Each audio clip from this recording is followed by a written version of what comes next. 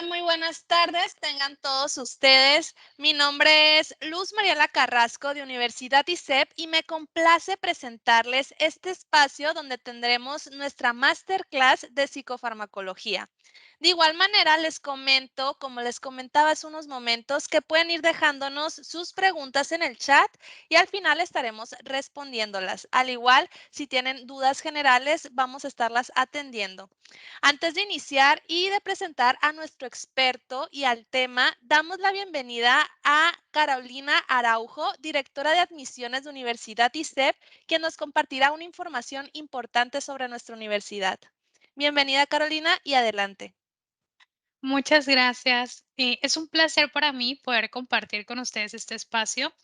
Primero, felicitarles por ese compromiso con la preparación, por conocer más. Sabemos que hoy en día la exigencia justamente de prepararnos, sobre todo en el ámbito del área clínica, todo lo que tiene que ver con atención directamente con pues, pacientes o indirectamente de trabajar con alguna persona que necesite o esté requiriendo pues orientación, es pues felicitarles porque implica un alto grado de compromiso. Entonces, sé que todos aquellos que están aquí son profesionales comprometidos, entonces enhorabuena. Sobre todo que esos espacios suman mucho, enriquecen también tener la oportunidad ahora sí de compartir con expertos que nos puedan ampliar este conocimiento o percepción que tenemos del mismo. Entonces, pues felicitarles y también hacerles una invitación a conocer un poco más acerca de la Universidad ISEP en el próximo evento que tendremos en Puertas Abiertas, donde conocerán más a detalle de todo el acompañamiento que pueden llegar a obtener una vez que pues conozcan y sean partes como alumnos de Universidad ISEP. Adicional a esto, pues recordarles que pueden obtener una certificación de esta masterclass, que van a ver al final un link donde pueden registrarse, cubrir una cuota simbólica del mismo y pues tener esta parte de reconocimiento que sabemos que es de suma importancia. Por último, me gustaría, si hay alguno de los en este momento de los participantes que esté interesado en conocer mucho más allá de este tema y otros más que abordamos en nuestra formación de psicología clínica y de la salud, vemos la parte de psicofarmacología, desde los antipsicóticos, la estabilidad los estabilizadores del ánimo, trastornos de déficit de atención, entre otros, pues brindamos esta parte de especialización. Pueden dejar sus datos y con mucho gusto les apoyamos con una sesión personalizada para darles a conocer los beneficios que tendríamos para nuestro próximo ciclo escolar. Muchas gracias, Yadisma. De igual manera, cuando tengan dudas, vamos a estarlas respondiendo al final. De nueva cuenta, me presento, yo soy Luz Mariela para los que van entrando. Carolina nos estuvo compartiendo una información importante de la universidad y bueno, continuando, vamos a presentar a nuestro ponente. Él es Jason Palacios, quien cuenta con máster en neuropsicología clínica y especialización en evaluación y diagnóstico neuropsicológico. Bienvenido, Jason, y adelante. Buenas tardes para todos, todas. Un gran abrazo a todo el equipo de ISEP y a las personas que ya se conectan, personas que ya quizás hacen parte de estas excelentes formaciones de ISEP, a las personas que quizás están conociendo un poco más de ISEP. Pues un gran abrazo. Mi nombre es Jason Palacios. Bueno, soy psicólogo, soy de Colombia, especialista en evaluación y diagnóstico, con una maestría en neuropsicología, una especialización en terapias alternativas y bueno, ya un buen tiempo en esa labor como clínico y director científico en ese trabajo interdisciplinar con neurólogos, psiquiatras, pediatras y otros grupos de profesionales de la salud. En ese sentido, pues es una charla muy corta, pero que espero les pueda gustar, les pueda atraer en este tema. Bien, entonces me va a permitir proyectar un poco algunos elementos visuales que quizás nos van a ayudar en este tema. Siéntase en libertad de preguntar, de contribuir, de dar sus opiniones, porque quizás lo más enriquecedor en un estudio de maestría siempre es lo que cada uno de nosotros pueda aportar desde sus líneas de acción. Entonces, nuevamente para mí es todo un gusto poderlos saludar. Hay algunas personas que aquí ya tienen su cámara encendida. Qué gusto saludarlos. Un abrazo muy, muy fraterno y qué rico que podamos sacar pues una horita, porque realmente no es mucho tiempo, pero que saquemos una horita para seguir apasionándonos por esto que nos gusta. Entonces, de verdad, qué rico poder compartir con ustedes. Nuevamente un gran, gran abrazo. Qué rico que puedan conocer esta oferta educativa de ISEP, y que bueno, que podamos seguir compartiendo y disminuyendo las brechas que a veces nos separan, pero que la tecnología definitivamente nos ayuda. Entonces, bueno, qué rico. Entonces, bueno, vamos a empezar. Espero que me escuchen bien a lo largo de la charla, y que pues puedan ver la imagen que pretendo proyectar. Bien, entonces, permítanme un segundo y ya aquí está cargando eh, nuestra presentación. Bueno, muy bien. Pues la charla que vamos a hablar, o de la que vamos a hacer parte hoy, pues tiene varios componentes, ¿no? Bueno, antes de seguir hablando, me confirman de pronto con un gestico ahí en la cámara, si ya pueden ver la presentación, una encendidita de audio. Excelente, muchas gracias para todos, qué rico poderlos saludar. Bueno, muy bien. Un tema como la psicofarmacología, fíjense que nos ayuda a orientarnos desde distintas perspectivas. Yo creo que este es un tema bastante amplio, si ustedes lo analizan, que claramente es todo un océano, ¿no? Es todo un océano de conocimientos, porque eh, vamos a hablar de varios temas, ¿no? Vamos a hablar de psicofarmacología, es decir, vamos a hablar de farmacología, claramente vamos a hablar de cerebro, ¿cierto? Vamos a hablar necesariamente de salud mental, pero también vamos a hablar de qué opinamos del uso de los medicamentos en el tratamiento de las patologías de la salud mental, ¿no? Que también es un dilema muy importante de abordar. Bien, entonces, sin más, pues vamos a empezar. Bien, miren que casi que siempre que doy estas charlas tengo que citar a este gran maestro, ¿no? Albert Einstein. Y es que él dice esta frase que a mí me gusta mucho: es triste época la nuestra. Es más fácil desintegrar un átomo que un prejuicio. No sé ustedes qué opinan. No puedo dar muchas palabras hoy porque pues el tiempo es cortico, pero quizás ustedes cada uno puede reflexionar, ¿no? Y es que aplica para todo, ¿no? Es una frase que definitivamente aplica para todo. Y entonces, los prejuicios que tenemos frente al uso de medicamentos, y en esta sociedad, los prejuicios que aún tenemos, ¿cierto? De asistir a un psicólogo o a un psiquiatra, ¿no? Y es que nosotros mismos, como profesionales de la salud eh, mental, ¿cierto? Todavía tenemos nuestras reservas cuando le sugerimos a algunos pacientes o usuarios asistir o no a un psiquiatra, en el caso de los psicólogos, en el caso de los terapeutas, ¿no? Porque nuestros pacientes nos dicen, ¿será que esto ya es de psiquiatría? O incluso dicen, no, es que yo vine al psicólogo para no ir al psiquiatra. Y a veces nosotros incluso decimos como, oiga, sí, tiene toda la razón, es que primero hay que atenderse desde psicología, y también de cierta manera seguimos ampliando esa brecha de la salud mental. Entonces también quiero hacer un llamado a la reflexión en que cada profesional tiene una competencia, ¿vale?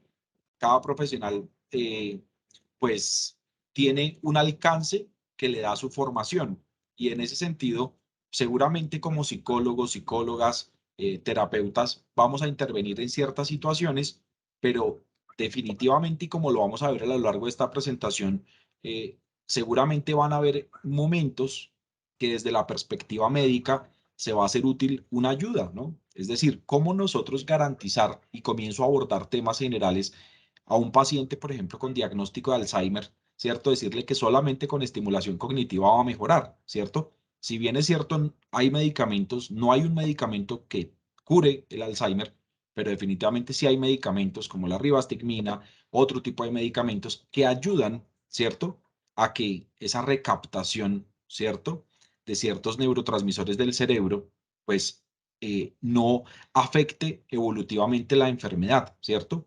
O qué hacer cuando un paciente de alguna manera siente o tiene depresiones que son bastante complejas, ¿cierto? Que se ha demostrado que definitivamente por más elementos psicoterapéuticos no podemos influenciar en ciertos síntomas fisiológicos. Entonces, definitivamente necesitamos de un trabajo interdisciplinar. Y es que definitivamente lo mejor, y si nuestros sistemas de salud fueran efectivos, lo mejor sería trabajar siempre de manera interdisciplinar, ¿cierto? Cada uno desde su punto de vista, de su enfoque, pero eso tampoco pasa, ¿cierto? Es decir, también muchas veces nos toca el paciente que escasamente llegó a nosotros como psicólogo y tiene por allá una cita a los 7 meses, 8 meses con un psiquiatra. Entonces es un dilema, ¿no? Entonces mi invitación de esta primera parte es rompamos un poquito esas barreras que tenemos, ¿sí? Aperturémonos científicamente frente a la labor que tenemos como psicólogos y como profesionales de la salud en medicina. Ahora, el uso o no, y por eso estoy hablando de los prejuicios de medicamentos, parte de un principio, y es que si un profesional de la salud eh, invita a un paciente a tomar cierto tipo de medicamento, hay que entender principios de la farmacología, ¿no? Y es que los tratamientos son individualizados y es que todo tipo de fármaco o el fármaco que a la persona le proporcionen buscará su efecto, ¿cierto? Y claramente se busca un efecto positivo, ¿sí? Ahora, si en efecto el paciente o la persona o el usuario del medicamento nota que hay unos efectos adversos, pues inmediatamente seguramente habrá que eh, advertir de ello, ¿sí? Si no somos médicos, no podemos dar un medicamento, claramente, eso debe ser absolutamente claro. No podemos sugerir, porque se encuentra hoy en día con distintos profesionales no médicos que comienzan a sugerir ciertos medicamentos, ¿no? O a decirle al paciente que baje la dosis de un medicamento o que incluso lo suspenda, ¿sí? Es un problema bastante grave, muy, muy grave. Nosotros somos en cierto grado profesionales que contribuimos al bienestar de la persona y si tenemos una manera de un diálogo interdisciplinar, seguramente le podemos decir a un psiquiatra, el paciente ya no tiene actividad alucinatoria, el paciente ha mejorado sus síntomas relacionados con el estado de ánimo, pero no le podemos decir a un paciente, no, elimina este medicamento porque es que tú no lo necesitas. Y es que a veces nos llegan pacientes que llevan 5, 6 años, 7 años y que claramente vienen con un medicamento y los pacientes dicen, no, pero es que yo siento que el medicamento no me hace nada. Claro, pero pregúntese cómo estaba hace 5 años, ¿cierto? Pregúntese cómo estaban hace 5 años y pregúntese qué puede pasar si se suspende el medicamento de manera arbitraria. Entonces, así como se inicia, así se debe finalizar, ¿cierto? Entonces, lo mejor que podemos hacer en esos casos es consulta con tu médico. Claro, si necesitas un informe de los hallazgos que tenemos como en el caso, pues lo podemos hacer. Bien, entonces esto es un poco para que nosotros seamos bien sensatos en las decisiones que tomamos con nuestros pacientes y que rompamos mitos, ¿sí? Porque es que ir al psicólogo o al psiquiatra debería ser algo que definitivamente fuera ya cultural, ¿cierto? O sea, definitivamente debería ser algo cultural, debería ser algo que estuviera en el ADN de las personas, pero también depende de nosotros no generar esta barrera. Bien, entonces, les decía que la psicofarmacología es todo un océano porque es que si definitivamente supiéramos todo el cerebro, pues yo creo que ya se hubiera acabado muchos problemas, ¿no? Si ya supiéramos todo el cerebro, pues creo que ya habríamos resuelto muchos temas, ¿no? Porque definitivamente hay muchas enfermedades de origen cerebral, ¿no? La parálisis cerebral, las demencias, ¿cierto? O sea, si supiéramos todo el cerebro, ya no habría nada que hacer. Entonces, abordar este tema de la psicofarmacología, pues, invita a una serie de profundizaciones que serán las que en efecto yo les voy a sugerir. Yo les diría a ustedes, queremos saber de psicofarmacología, retomemos temas de cerebro. ¿Qué tenemos que retomar de cerebro? Pues evidentemente lo que es uno y principalmente la parte biomolecular y específicamente lo que implica la comunicación neuronal, ¿cierto? La comunicación celular de nuestro sistema nervioso. Es bastante clave que lo podamos tener claro, porque finalmente los medicamentos actúan sobre un órgano diana, ¿no? Y si ustedes me permiten recordarles, esa palabra diana traduce objetivo, ¿no? Esa palabra diana traduce objetivo, ¿no? Entonces, el órgano diana bajo el que pretenden trabajar los medicamentos, pues ustedes supondrán cuál es, ¿no? Y es el cerebro, ¿no? O sea, nuestro órgano diana es el cerebro. Y entonces uno se pregunta, cómo un medicamento, ¿cierto?, puede llegar al cerebro y surgir o generar un efecto, ¿no? Y claramente que ese efecto busque, ¿cierto?, generar una calidad de vida o disminuir sintomatología de un paciente que acude por un tema de salud mental. Entonces, este es uno de los primeros elementos, ¿no?, que quiero también que lo tengan en cuenta para sus estudios frente a este tema. Vuelvo y digo, claramente es una hora en donde espero abarcar varios temas y espero me entiendan que es un tema tan interesante que seguramente iré tocando temas para generar expectativas en ustedes. Bien, entonces, cuando nosotros nos preguntamos cómo las drogas afectan la función celular en el sistema nervioso, es una pregunta muy grande, ¿no? Porque cómo, si yo voy a tomar un medicamento, ¿cierto? Una sertralina, ¿cierto? Si yo voy a tomar algún tipo de benzodiazepina, ¿qué explica, ¿cierto? Ejemplo, en el caso de las benzodiazepinas que se usan mucho en cuadros de ansiedad, ¿cierto? ¿Qué explica que la benzodiazepina pueda generar una afectación, ojo aquí desde lo molecular, en mis neuronas que haga que la hiperactivación que se está generando no aumente síntomas fisiológicos, ¿no? Síntomas fisiológicos de la ansiedad como bradicardia, taquicardia, hipotensión, hipertensión, respuestas galvánicas, ¿cierto? Que muchas veces son síntomas claros y específicos de malestar que presentan pacientes con ansiedad generalizada, ataques de pánico y demás, ¿no? Entonces, uno dice, el medicamento llegará a actuar sobre esa parte molecular, pero también cómo se pretende que se dé esa relación entre los medicamentos o otro tipo de sustancias, ¿cierto?, que incidan en la parte conductual, ¿no? Entonces, ¿qué es lo que tenemos que entender aquí en esta primera parte? ¿Cómo o cuál es esa relación entre las drogas y el cerebro, ¿no? O sea, entre los medicamentos y el cerebro o entre las sustancias químicas y el cerebro. Bien, entonces ese es un elemento muy importante. Vale, es imposible no hablar de un poquito de historia, ¿no? Entonces, claramente, el tema de la farmacología, pues, nos invita a ver desde cuándo se comenzó a hablar del tema. Bien, entonces, hablemos un poquito y rápidamente del tema de la historia, ¿no? Claramente, la mayoría de los medicamentos son de origen animal, vegetal, y claramente, pues, tienen unos orígenes ancestrales y demás, ¿sí? Y es que definitivamente a lo largo de la historia, ¿cierto? Hemos intentado tratar ciertos síntomas y todavía ocurre lo mismo, porque fíjense que tenemos un dolor de cabeza, tenemos migraña y de inmediato nosotros mismos nos automedicamos, ¿no? E incluso fíjense que la neurociencia habla de una hipótesis de la automedicación que no solo explica el por qué el ser humano ha intentado buscar medios para tratarse, sino es una hipótesis muy fuerte desde las neurociencias para abordar o explicar el porqué del consumo de las sustancias psicoactivas, ¿no?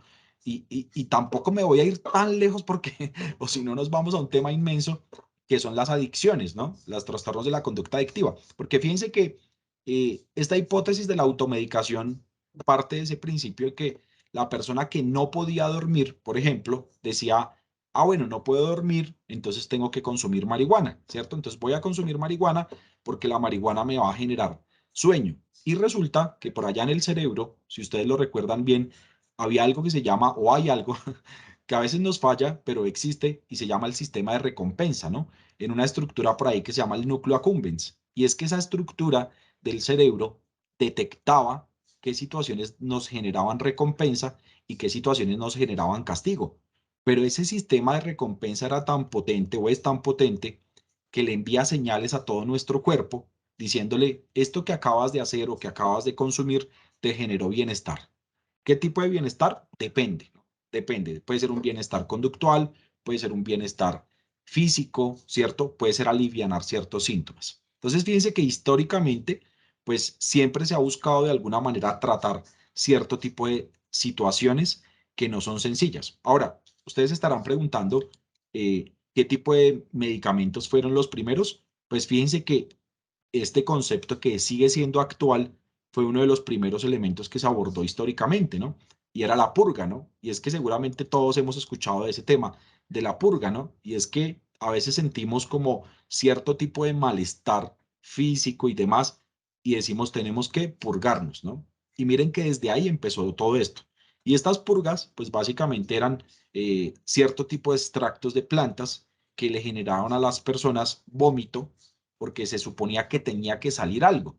Y fíjense que esto no es tan nuevo del todo, ¿no? Porque si ustedes recuerdan, anteriormente incluso se hablaba de la trepanación, ¿no?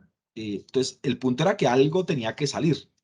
Y cuando hacíamos trepanación, básicamente decíamos que habían causas muy ajenas a la ciencia, que eran las que enfermaban a las personas y sobre todo en la salud mental. Entonces se hablaba de los espíritus, ¿no? Entonces si yo estaba enfermo, tenía que abrir cierto espacio en el cráneo de la persona para que los espíritus salieran por ahí. Entonces fíjense que este tema de los medicamentos en una primera instancia también empezaron por ahí, ¿no? Y pues ya en Grecia, pues obviamente hay otro tipo de medicamentos, ¿cierto? Que se basaban en prácticamente en lo mismo, ¿no? Diuréticos, vomitivos, purgantes, que básicamente lo que hacían era evidentemente tratar de generar una salida de cierto tipo de elementos tóxicos del organismo. Bien, voy avanzando acá. Ya pues hablaban en Grecia no de Hipócrates, padre de la medicina, y pues ya se comenzaba a hablar un poquito más de la salud mental, ¿no?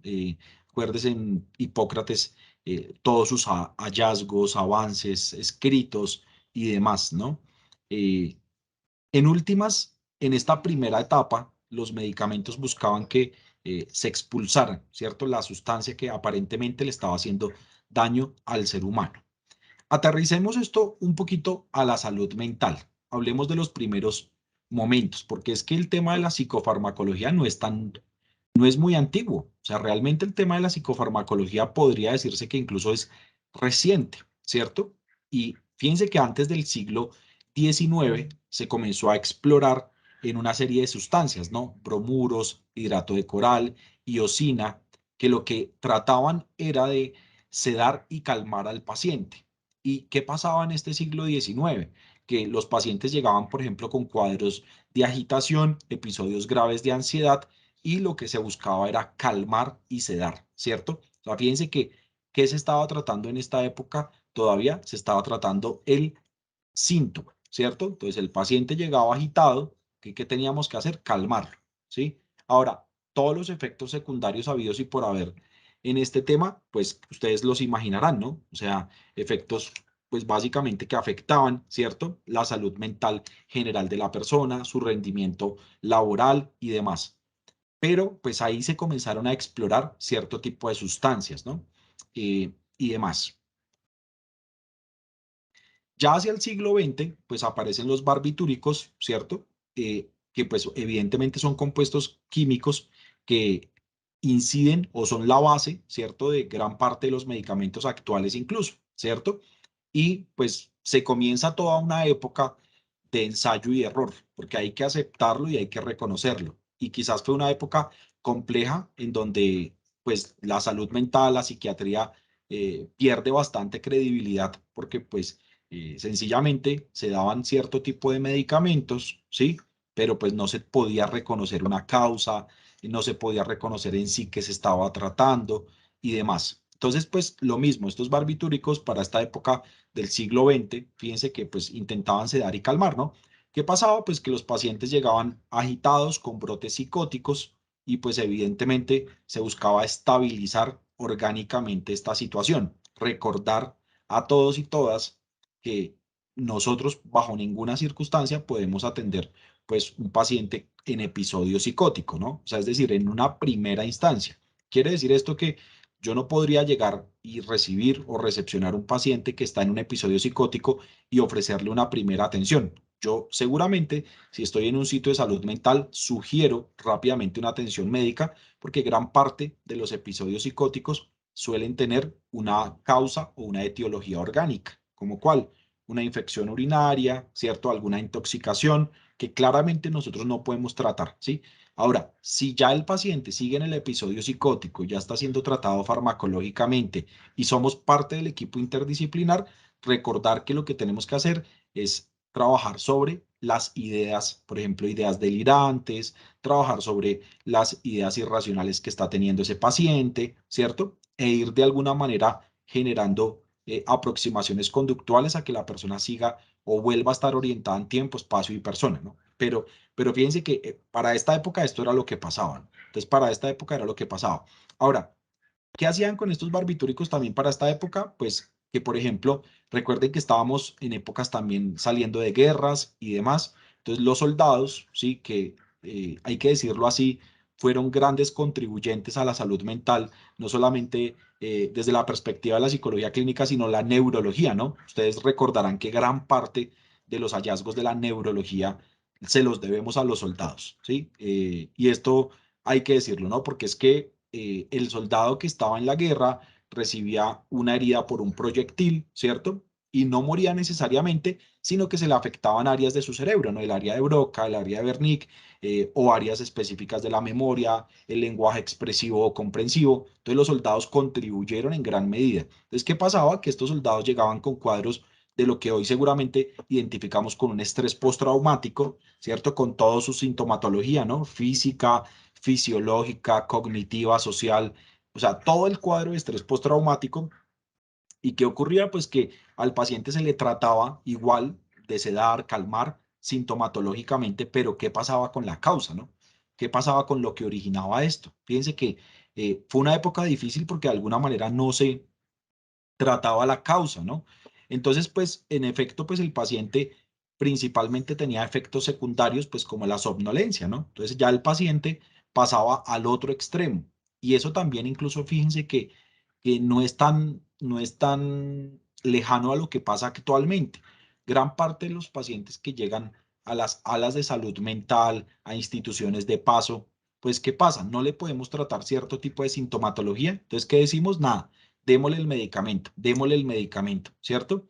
Y ahí es cuando nosotros como psicólogos o profesionales en general de la salud también tenemos que hablar, porque en efecto las familias y en general los profesionales sanitarios se acostumbran a que el paciente esté quietico, ¿no? Eso es como cuando nos toca trabajar en los colegios. ¿A cuál alumno preferimos? Al juicioso, al que no hace nada, ¿cierto? Y debería ser al contrario, ¿no? O sea, si ustedes lo piensan, ¿a quién deberíamos preferir? ¿A quién es el que hay que trabajar? Al indisciplinado, al niño con TDAH, o sea, con ellos son los que tenemos que trabajar. Entonces, ¿qué pasa? Que la salud mental en las instituciones se vuelve algo como, si el paciente está quietico, dejémoslo quietico, ojalá no pase nada, ¿cierto? Y entonces, ¿dónde queda nuestra labor, ¿cierto? Vuelvo al mismo dilema. Nosotros no necesariamente no suspendemos ningún medicamento, evidentemente hacemos nuestro informe, pero sí tenemos que tener claro que los medicamentos, en este caso, barbitúricos, ¿cierto? Benzodiazepinas, ¿cierto? A mediano y largo plazo tienen una incidencia muy importante sobre los procesos cognitivos. Lo primero que observamos en estos pacientes es una lentificación o una afectación de la velocidad de procesamiento. Posterior a ello, ¿qué siguen? Pues díganmelo ustedes, atención, memoria, lenguaje. Entonces, cuando vemos un paciente que de pronto sí tenía sus episodios de agitación, pero ya no responde, por ejemplo, a cosas que sabía hacer, ya entonces le decimos, haz una operación matemática, lee o escribe y ya no lo sabe hacer. Entonces, preferimos sacrificar la parte cognitiva del paciente, pero con tal de que esté quietico. No es que está quietico, después quién se lo aguanta. Y es que se los digo por experiencia, soy una persona que lleva 10 años trabajando día y noche con pacientes de salud mental, ¿cierto? De todo tipo, enfermedades neurodegenerativas, trastornos graves de la salud mental. Y siempre hay algo que hacer, créanme, siempre hay algo que hacer. Y es que si nosotros perdemos esa noción de que siempre hay algo que hacer, estamos perdiendo la llama de lo que nos gusta, ¿cierto? Estamos perdiendo esa inquietud bonita que tenemos como psicólogos, psicólogas. O sea, y sí les hago un llamado a que no perdamos esto, porque es que entramos en la rutina, ¿sí? Entramos en el modelo médico. Y yo claramente respeto a todos los colegas médicos, pero es que el médico no se va a poner a ir a hacerle terapia al paciente con esquizofrenia. No, o sea, ellos no lo hacen. Ellos realmente, seguramente en el momento de consulta, cada 3 meses, cada 4 meses, pero ¿a quiénes les toca hacer la labor? A nosotros, psicólogos, terapeutas ocupacionales, terapeutas de lenguaje. A nosotros nos toca hacer esta labor. Y si nosotros entramos en el modelo médico, ¿qué hacemos? Decimos, sí, no, desde que esté tranquilo no pasa nada. Entonces, lo que tendríamos que hacer es aprovechar esos momentos de agitación y demás para seguramente hacer otro tipo de intervenciones, experimentar sobre algunas técnicas y demás. Entonces, ojo con esto porque también hay que entender la relación entre el medicamento y la parte de los procesos cognitivos. Tener en cuenta que en gran parte de las enfermedades de salud mental de corte clínico, neurológico, el deterioro cognitivo es un indicador de deterioro en general de la enfermedad. O sea, siempre que haya deterioro cognitivo, se está generando un deterioro muy grave de la enfermedad, ¿cierto? O sea, está aumentando la enfermedad, está pasando a otro tema. Entonces, por eso hay que ser cuidadosos con esto. Bien, vale. Entonces, digamos que, como les decía, este tema de la psicofarmacología claramente nos invita a conocer aspectos fisiológicos y cerebrales en general de pues, los seres humanos, ¿cierto? Porque es que la pregunta que uno se hace es cómo un medicamento llega al cuerpo, ¿no? O sea, ¿cuáles son las vías de administración del medicamento, ¿no? O sea, porque hay distintos tipos de vías y cada vía en cierto grado puede ser más o menos efectivo que la otra, ¿no? Entonces, ¿cómo el medicamento llega al cuerpo? La pregunta es, ¿cómo puede producir un cambio y cómo, de alguna manera, puede disminuir un síntoma claramente para generar o para mejorar la calidad de vida del paciente? Entonces, aquí yo les hago una recomendación, ¿cierto? ¿Cuál sería mi recomendación? Para que estos temas, pues, ojalá ustedes los sigan profundizando, y es entender dos conceptos básicos que se dan en la psicofarmacología. ¿Cuáles son estos conceptos que no podemos olvidar? Uno, la farmacocinética y la farmacodinámica, ¿vale? Farmacocinética y farmacodinámica. Porque esta pregunta anterior que acabo de generar, ¿cierto? Nos dice lo siguiente. Uno, en términos de la farmacodinámica, es qué le hace el cuerpo al medicamento, ¿cierto? La farmacocinética responde a qué le hace el cuerpo al medicamento y la farmacodinámica es qué le hace el medicamento al cuerpo. Y fíjense que son dos cosas muy diferentes, son dos campos de acción muy diferentes, porque la farmacocinética es el estudio de los procesos que determinan la concentración de un medicamento en un sitio de acción, y la farmacodinámica es el estudio de los procesos bioquímicos y fisiológicos de los medicamentos, los mecanismos de acción y la relación entre concentración y efecto o dosis, ¿no? O sea, que es cuando decimos qué dosis es la que se le tiene que dar a un paciente. Este es todo un universo, esto es todo un universo. Yo me siento un poco culpable, se los confieso, se los confieso aquí en cámaras, porque siento que les estoy botando una bomba, ¿cierto? Les estoy diciendo, miren ustedes qué hacen, y me da un poco de pena, pero se los aseguro que si la vida nos une en este sentido académico, en algún momento intentaré aportarles lo que yo más pueda, porque así me siento, ¿no? Farmacocinética y farmacodinámica, y pasemos la diapositiva, pero es que es todo un terreno, ¿no? Es todo un terreno.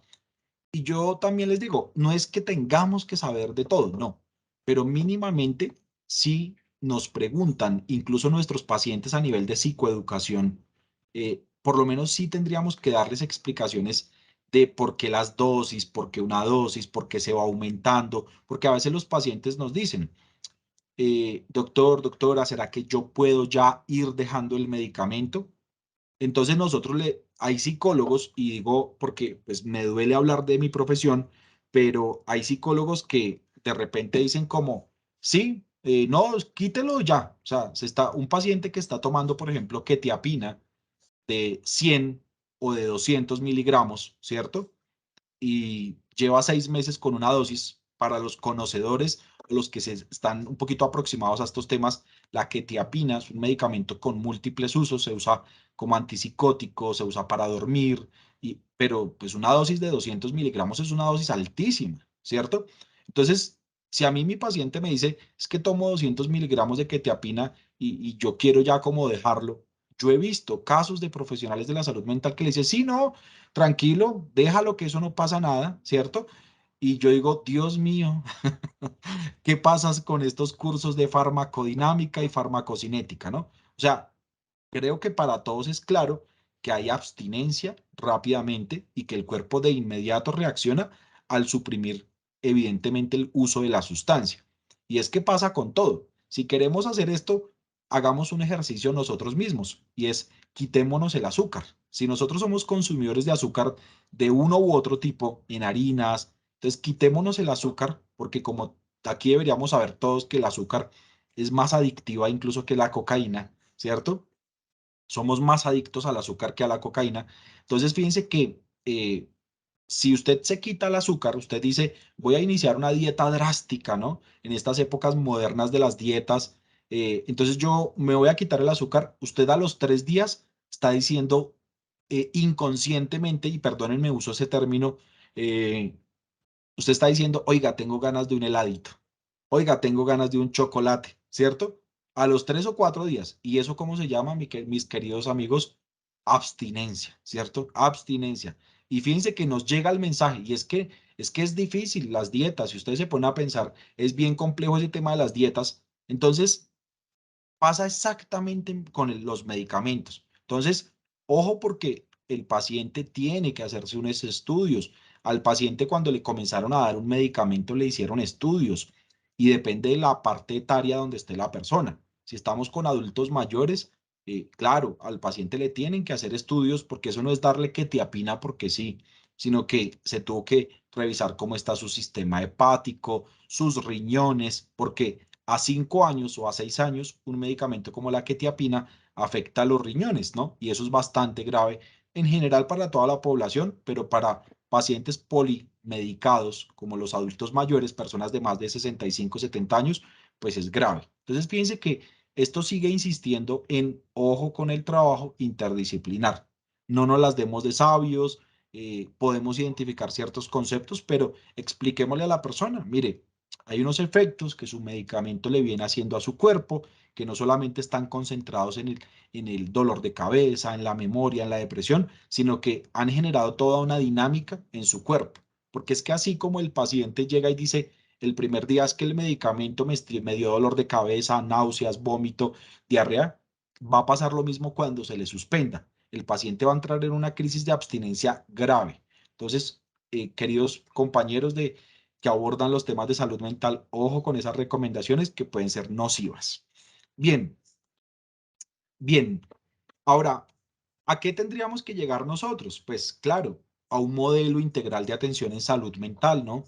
Un modelo que aborde la perspectiva social, la perspectiva psicológica, la perspectiva biológica, ¿no? Eso es a lo que tenemos que llegar, ¿cierto? Y ahí es cuando nosotros identificamos qué es, ¿cierto? Lo que nosotros podemos hacer o en qué es que tenemos que abordar, ¿no? Entonces, estos modelos, pues evidentemente, seguramente van a ayudar a que nosotros generemos intervenciones más eficaces, ¿no? Porque fíjense que eh, a veces a nosotros como profesionales de la salud se nos enseña muchos temas, neurología, biología, neuroanatomía, y lo dejamos por ahí en el olvido, ¿no?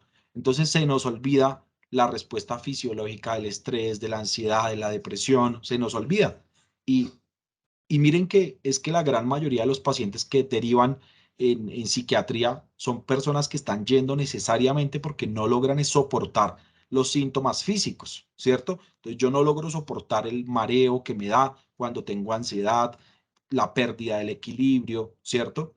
No logro soportar que sudo en exceso ante situaciones estresantes, ¿cierto? Y aquí todos, e incluso los médicos, saben que esto es derivado, ¿cierto? Si bien es cierto, pueden haber situaciones orgánicas, hormonales y demás, esto es derivado de una situación específica de la salud mental, ¿cierto? Si yo trato la causa mental de esto, seguramente la causa fisiológica se va a reducir, ¿sí? Pero tenemos que comprender cuáles son esos mecanismos biológicos que tienen las enfermedades, ¿sí? Ahora, esos mecanismos biológicos los podemos abordar desde las perspectivas fisiológicas, ¿no? Pues hay técnicas de intervención, neurofeedback, biofeedback, técnicas de relajación y demás. Ya la otra parte, en términos de la biología molecular, ¿cierto? Seguramente, pues va a ser contrarrestada con medicamentos, ¿no? Por ejemplo, los IRS o los inhibidores de recaptación de serotonina, que ayudan en temas como la depresión, ¿no? Pues seguramente si un paciente tiene una dificultad en cierto tipo de neurotransmisor, ¿cierto? En el caso de la serotonina, es claro que todos debemos identificar que serotonina está relacionado con estado de ánimo, motivación y demás. Pues esos son temas que no podemos desconocer y deberíamos ¿Se abordar cayó? desde una perspectiva integral, ¿no? Entonces, pues es importante tener eso en cuenta. Ahora, ¿qué decir de la perspectiva social, no? Pues en general, hablar de la perspectiva social, pues es muy importante, ¿no? Porque entonces a mí llega la persona y me dice, uy, estoy tomando ácido valproico, ¿cierto? Uy, estoy tomando X o Y medicamento. Y por allá no falta el que se averigüe, uy, ese medicamento, porque el Internet, ¿no? El Internet lo tiene todo el mundo. No, ese medicamento es para la esquizofrenia. Entonces yo fui allá a la empresa y dije que estaba tomando este mail. No, entonces no se le acerque, no se le acerque porque tiene esquizofrenia. Entonces fíjese cómo debemos también capacitar a la sociedad de dos cosas. Uno, de que si están en un tratamiento, debe ser un tema individual, eh, respetuoso, ¿cierto? Pero también acostumbrar a la gente a agotar instancias, ¿no? O sea, no es como que yo llego a la consulta y ya, denme un medicamento, porque solo por nombrar países, ejemplo en Estados Unidos, hace poco tuve un caso de una persona que llegó a consulta con un psiquiatra y de una le dijo, no, es que yo necesito que usted me dé un medicamento, punto, que usted me dé un medicamento para tratar la ansiedad, ¿sí?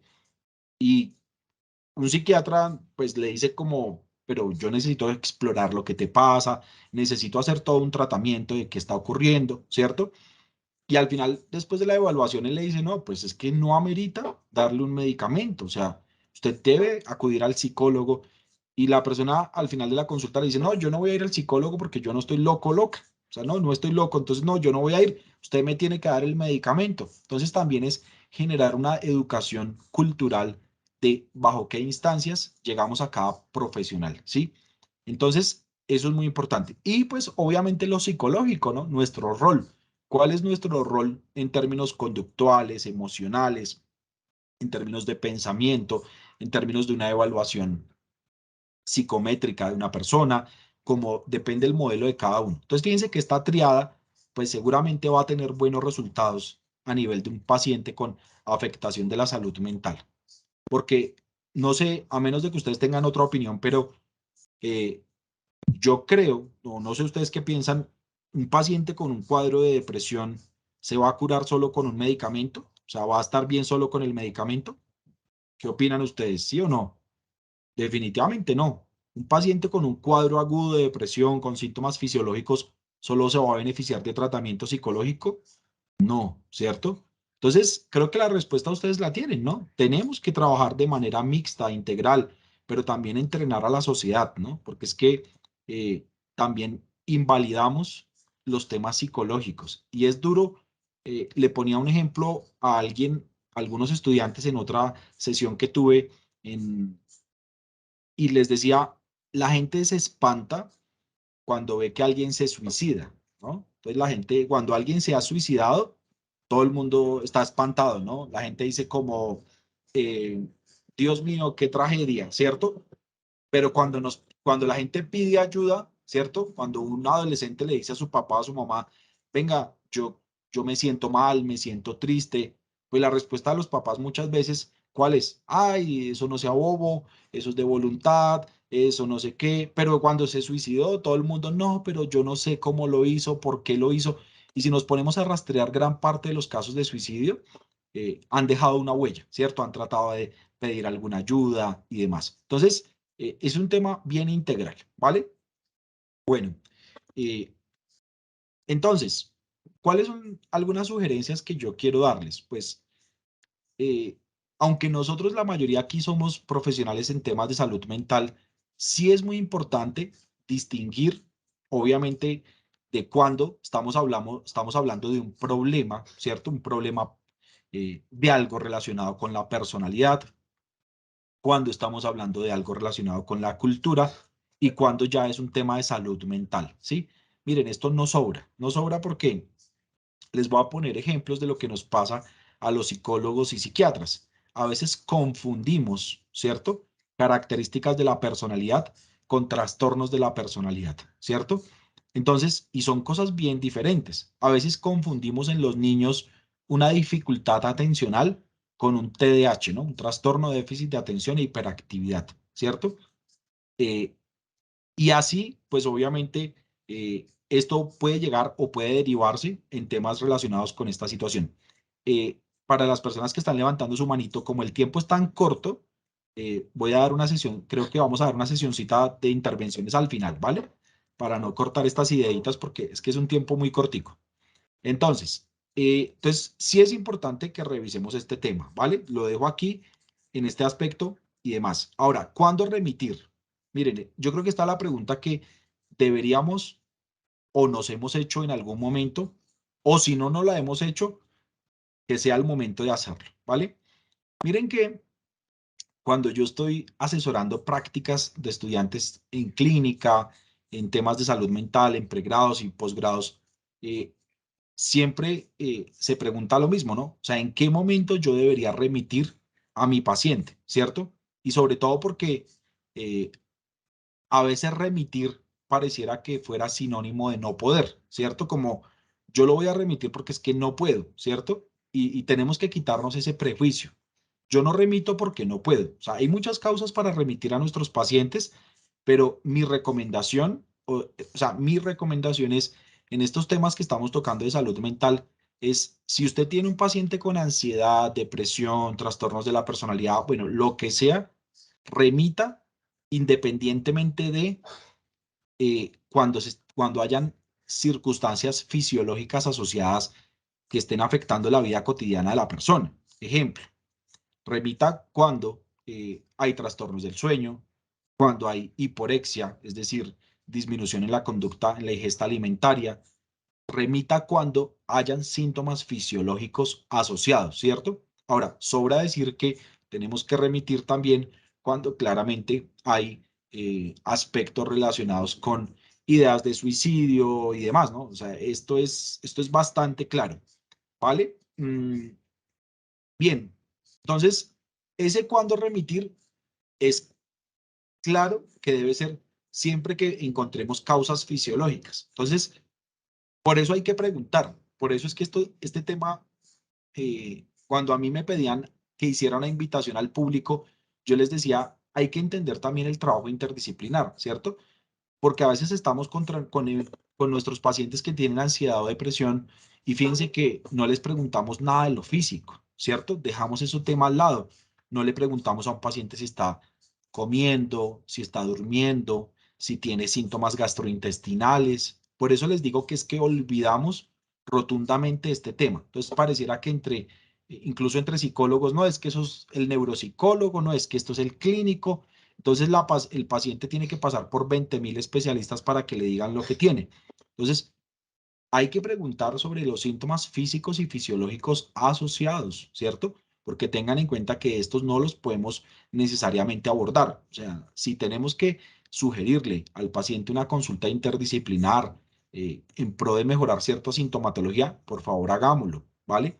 Porque es que es muy importante. Hay un caso, o hay casos en los que yo sigo insistiendo, de todos los casos que hay que pudiéramos abordar, que pues evidentemente por estos temas de tiempo no podemos, pero hay un tema que dejo yo como en el tintero y es cuando la persona está entrando en un episodio psicótico, ¿no? Ojo con esto, y de los múltiples temas que pueden surgir de la psicofarmacología y en el marco de cuándo remitir, está el tema del episodio psicótico, ¿no? Y pues obviamente los antipsicóticos, ¿no?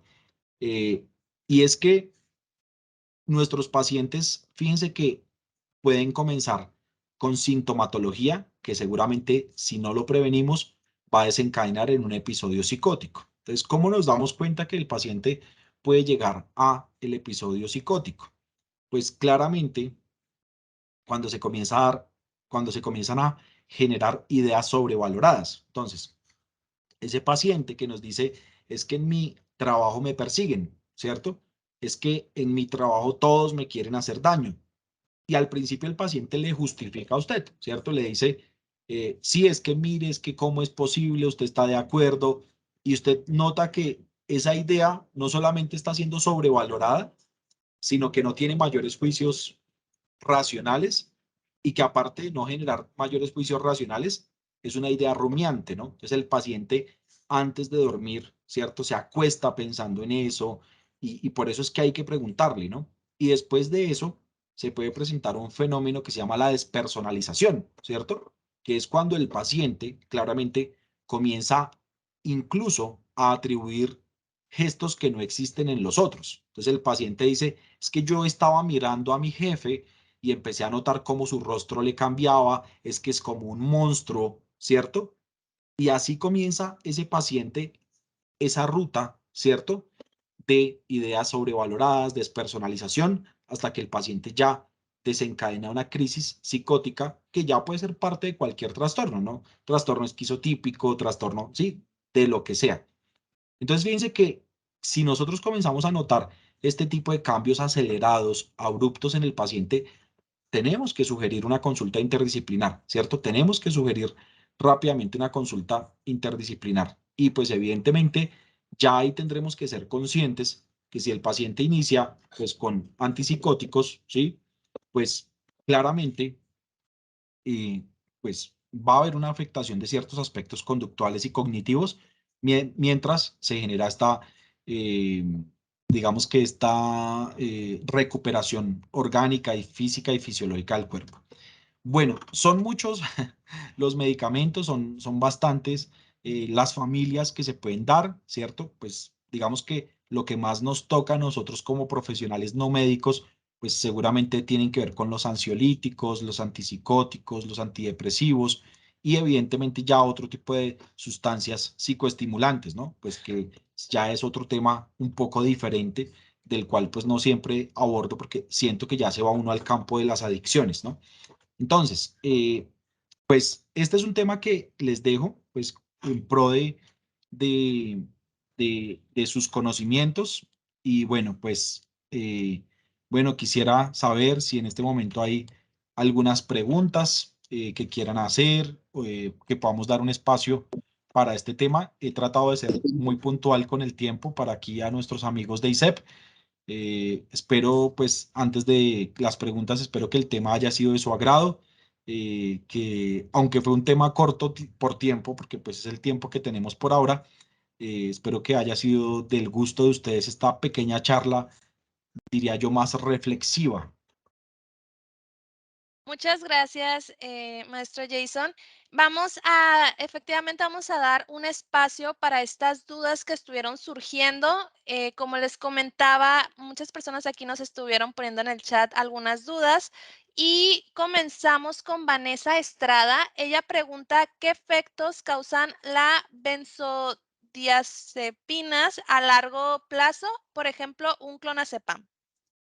Bueno, los efectos a largo plazo, pues la benzodiazepina actúa sobre el sistema nervioso periférico, ¿no? ¿Por qué sobre el sistema nervioso periférico? Porque de alguna manera es el que regula ciertos elementos relacionados, ¿sí? Con las respuestas físicas como taquicardia, bradicardia y respuesta motora. Entonces, pues, al intentar inhibir ciertos elementos del sistema nervioso periférico, pues se genera lentificación, se genera afectación de la conducta motora, afectación de los procesos cognitivos, específicamente la memoria, ¿sí? Ese es como el principal, ¿cierto? En muchos pacientes sí he observado que eso pues suele preocuparme mucho, aspectos relacionados con trastornos del sueño, sobre todo insomnio de conciliación. Entonces, pues es lo que te puedo decir por ahora. Muchas gracias. También tenemos a Rosette. Ella pregunta, y en el caso que estamos en el TFM Parisep y el caso es de adicción a drogas, ¿se haría necesario medicación para el mejor tratamiento? Vale, lo que pasa es que en las adicciones es un tema que yo quiero, no, bueno, voy a tratar de no extender mi respuesta. Yo creo que una persona puede tener adicciones bueno, pueden haber varias situaciones.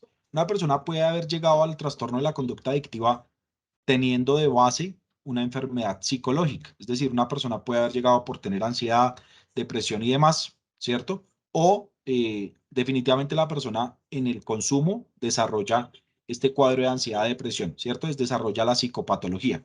En cualquiera de los dos casos, depende del tipo de adicción, se puede acudir a medicamentos que contrarresten, ¿cierto? Aspectos relacionados con los síntomas, pues claramente físicos de la ansiedad o de la depresión, ¿cierto? O en el caso de la abstinencia, se suele usar sobre todo en temas como la heroína, la cocaína, en trastornos graves de la conducta adictiva, un medicamento que se llama la metadona, que de alguna manera, pues lo que hace es contrarrestar ciertos síntomas de la abstinencia. En el caso de la heroína, lo que se llama el mono. Es un concepto que quizás los que hayan trabajado en adicciones lo sepan para no extender mi comentario. Entonces, sí se puede, depende claramente del equipo terapéutico, pero pues es recomendable en los casos que menciono anteriormente. Muchas gracias. Ahora tenemos a Luis Eduardo. Él nos comenta, con relación a los antidepresivos, ¿cuál es tu opinión con relación a lo que dice Irving Kirch y su libro, El Emperador, las nuevas drogas, y su metaanálisis que dicen que los antidepresivos tienen eficacia muy próxima a la del placebo y acompañar al paciente para ayudarle a dormir mejor y cambiar ciertas conductas tiene la misma eficacia de la dicha medicación sin los efectos colaterales? Bueno, voy a dejar el libro dentro de mis seguramente nuevas recomendaciones, entonces gracias por el comentario porque seguramente voy a leer el libro. Yo, como lo he dicho, yo creo que el tratamiento tiene que ser integral, ¿cierto? Seguramente las farmacéuticas han trabajado cada vez más en el efecto diana de cada uno de los medicamentos. Sin embargo, pues sí coincido y por eso mi comentario de cuándo remitir en que la gran mayoría de los medicamentos tratan ciertos síntomas fisiológicos y dada nuestra cultura, pues si nosotros dormimos bien, comemos bien, pues estamos atribuyendo bienestar. Entonces seguramente cuando el paciente encuentra que duerme bien, come bien, atribuye bienestar y rápidamente ese sistema de recompensa al cerebro dice, pues el medicamento es lo que me pone bien, ¿cierto? Entonces, pues es un tema que genera muchos debates realmente. Muchas gracias. También nos comenta Dai, cuando un paciente no puede pagar simultáneamente el psicólogo y el psiquiatra, ¿qué se puede hacer?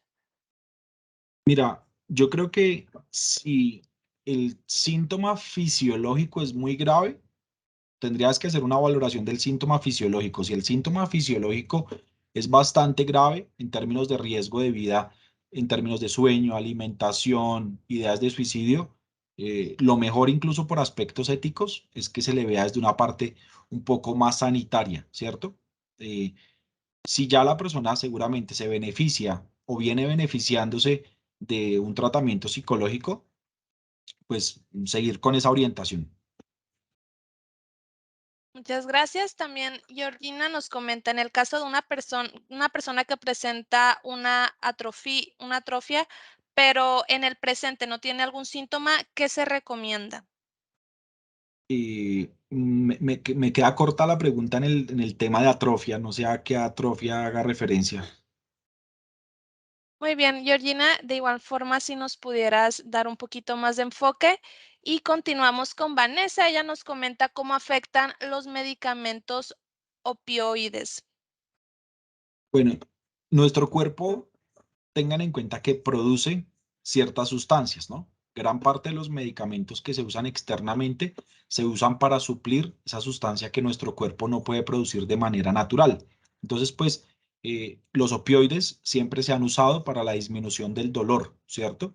Entonces, pues, a corto y mediano plazo, pues, puede que esos mecanorreceptores que generan, o sea, que inducen menos dolor, ¿cierto? Pues se vean afectados y la persona comienza a tener pérdidas de la sensibilidad y demás. O sea, ese sería como el tema. Muchas gracias. Continuamos con Renata. Ella dice, en el caso de la atomoxetina o Ritalin, ¿tendría afectaciones fuertes en el paciente a largo plazo? Es decir, ¿puede ser contraproducente? Bueno, la Ritalina, si entiendo así el medicamento, es un medicamento usado mucho para trastornos de la atención, ¿cierto? Por ejemplo, TDAH y demás, ¿sí?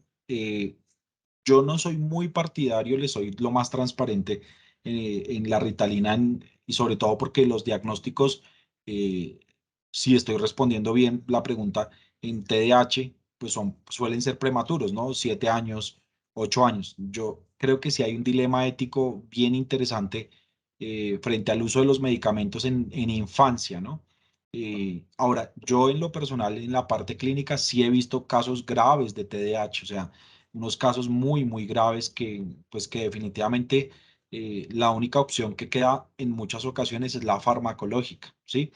Mm, pues a corto plazo, pues digamos que eh, se genera una hiperactivación de la dopamina, ¿no? Entonces, si bien es cierto, la persona se puede concentrar, se pasa al otro extremo y es que a corto y mediano plazo hay pérdida de la motivación, dificultades en la toma de decisiones y pues como que la persona no encuentra muchas fuentes de motivación en su ambiente. Entonces casi que la persona pasa por estar como en un estado de quietud a un estado incluso ya de tendencia a la depresión, ¿no? Y demás. Entonces pues yo lo veo por ese lado.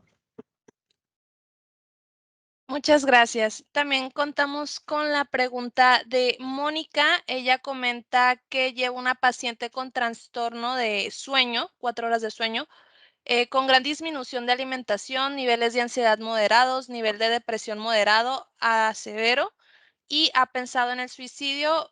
Comenta si recomendaría remitirla. Sí, claro.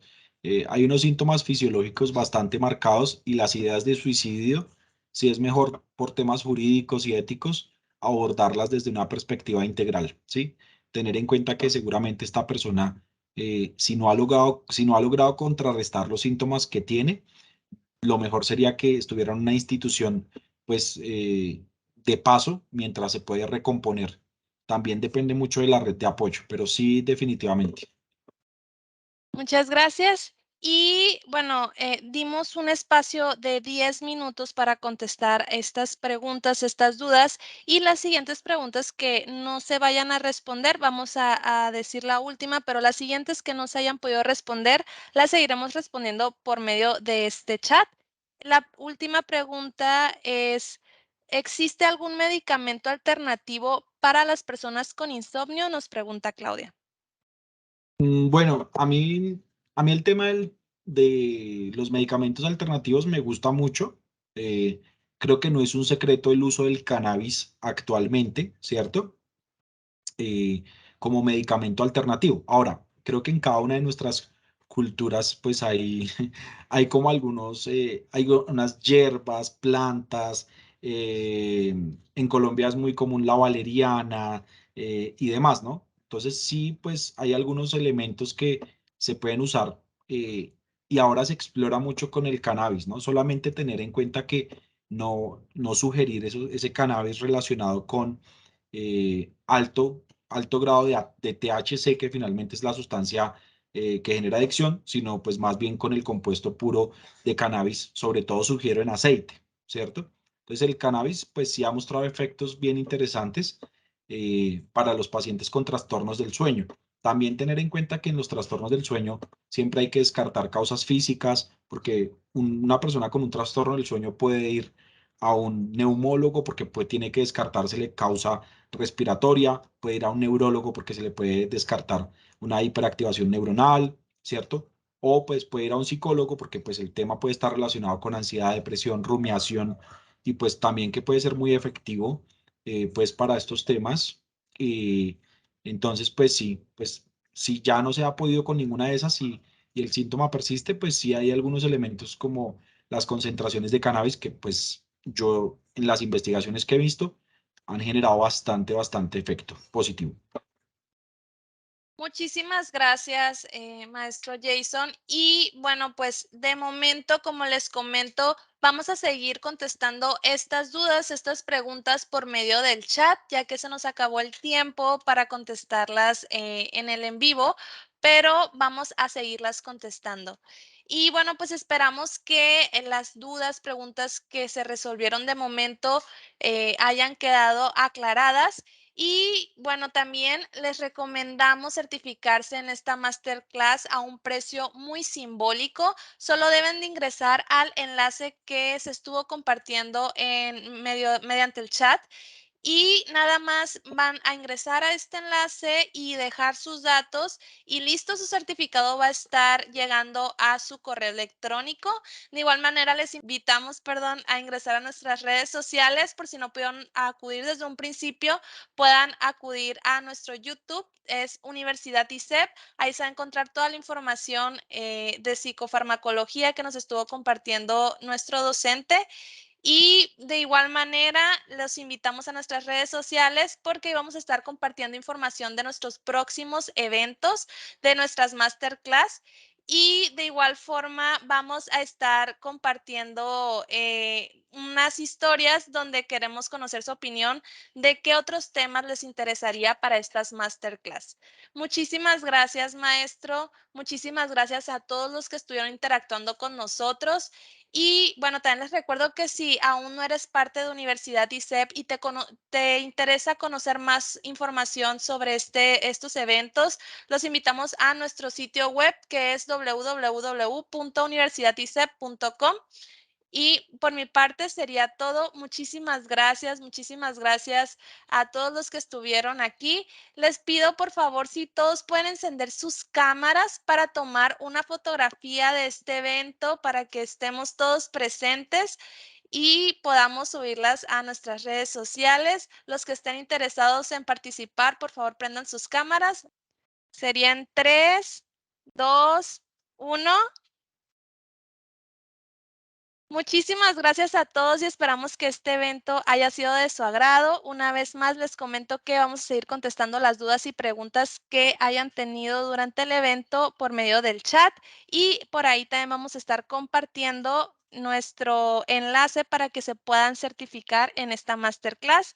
Una vez más les recuerdo, en nuestras redes sociales vamos a estar compartiendo los siguientes eventos. Muchísimas gracias, Jason. Bueno, Muchísimas muchas gracias a gracias a todos. todos. Un gran Gracias. abrazo. Un Deseo abrazo, que que estén estén muy muy bien. bien. Cuídense mucho. Gracias. Hasta luego. Gracias. Muchas gracias.